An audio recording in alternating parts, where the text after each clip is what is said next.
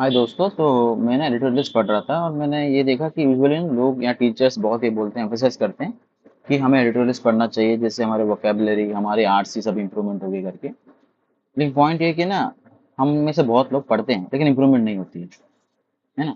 तो उसका ना, जो एडवाइस जो मिलता है हमको, वो सही एडवाइस मिलता है। हमें एडिटोरियल्स पढ़ना चाहिए जिससे हमारे vocabulary, reading comprehension, even parajumbles हमारे इंप्रूव होते हैं।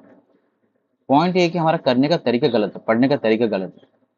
उसे पढ़ना कैसे है, फॉर एग्जाम्पल छोटा सा एग्जाम्पल दे रहा हूँ। अभी जैसे मेरे सामने था हिंदू एडिटोरियल रखा, तो जब मैं शुरुआत में जब करता था ना, मतलब जब मैं स्टार्टिंग जब मैं कर रहा था एग्जाम प्रिपरेशन की, तो मुझे एडवाइस दिया गया था कि हिंदू पढ़ो और इंडियन एक्सप्रेस पढ़ो। तो मैं ना ये दो न्यूज़पेपर में रैंडमली पकड़ लेता तो मैं पढ़ने लग जाता था।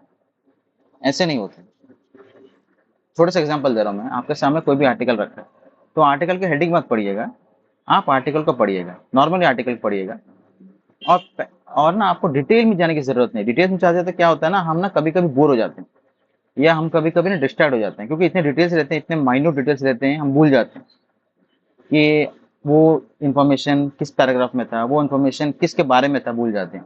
तो हमें करना क्या है, हमें ना पैराग्राफ टू पैराग्राफ हमें पढ़ना है, हमें जिस समझना है। फॉर एग्जाम्पल हम यूजुअली देखते हैं कि कोई भी किसी के ऊपर भी हो डिटेल। फॉर एग्जाम्पल अभी के टाइम में जैसे डोनाल्ड ट्रंप जो है हमारे पर टैरिफ लगा रहे हैं, तो मान लीजिए कि उनके ऊपर कोई आर्टिकल आया है, तो आर्टिकल का इंट्रोडक्शन क्या होगा? ऑब्वियसली कोई इंट्रोडक्शन ही होगा।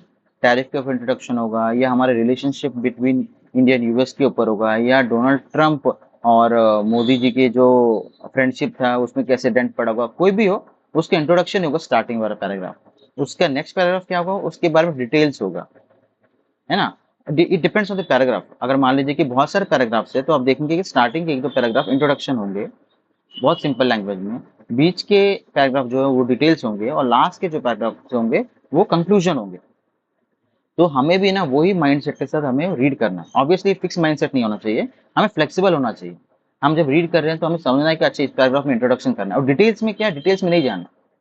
क्योंकि मान लीजिए कि हमें कोई क्वेश्चन पूछा डिटेल्स में, और हमें समझ रहे हैं कि हमें समझ में आ रहा है कि ये जो डिटेल्स दिया है ये हमको इंट्रोडक्टरी पार्ट में मिलेगा, तो हम इंट्रोडक्शन चले जाएंगे।